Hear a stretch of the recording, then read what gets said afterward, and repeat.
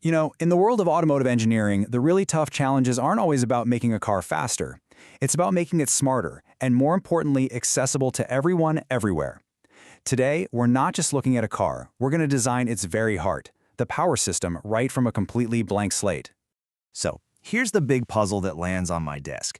How in the world do you build one single, affordable electric car platform that you can sell legally and successfully in 4 totally different markets? We're talking China, Europe, the US, and Japan. This, right here, is the strategic nightmare at the core of the entire micro-EV industry. And yeah, that's the puzzle I get paid to solve. So for this explainer, I'm basically letting you into the engineering briefing.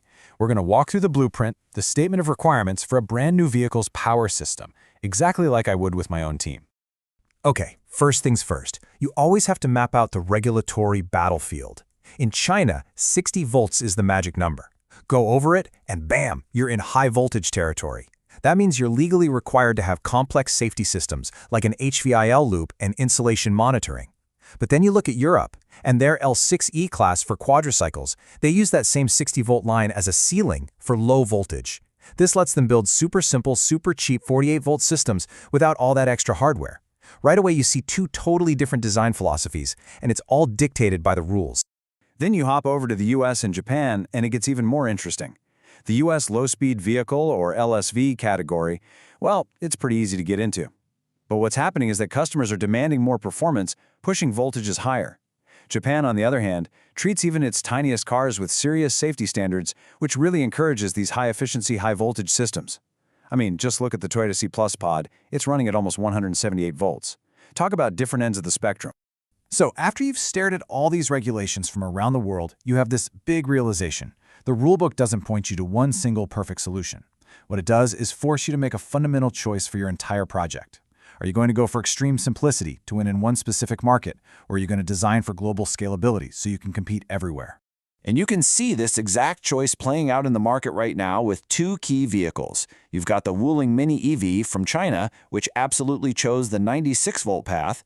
Their goal is performance. We're talking highway-capable speeds, and a design that can scale globally. Then you have the Citroën Ami in Europe. It's the champion of the 48-volt path. The whole goal there is simplicity and cost avoidance, letting it just dominate its very specific low-speed niche. And this table? Well, this just lays it all bare. Just look at that voltage row. You see this massive split, right? It's either 48 volts or it's 96 volts and up. And that single decision, it has a domino effect on everything else. It determines your top speed, and it dictates whether you absolutely must have that HVIL safety system. The data is crystal clear. Your voltage choice is your strategy. So, we've looked at the regulations, we've torn down the competition, now comes the moment of truth. We have to make the call.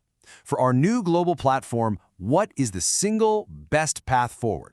My engineering verdict? It is unequivocal. 96 volts. It's the strategic sweet spot for a global micro-EV. No, it's not the easiest path, but it is, without a doubt, the smartest one. And here's why. 96 volts gets you speeds between 80 and 100 kilometers per hour, which is pretty much a non-negotiable for most markets around the world. It also allows for way faster charging than a 48-volt system.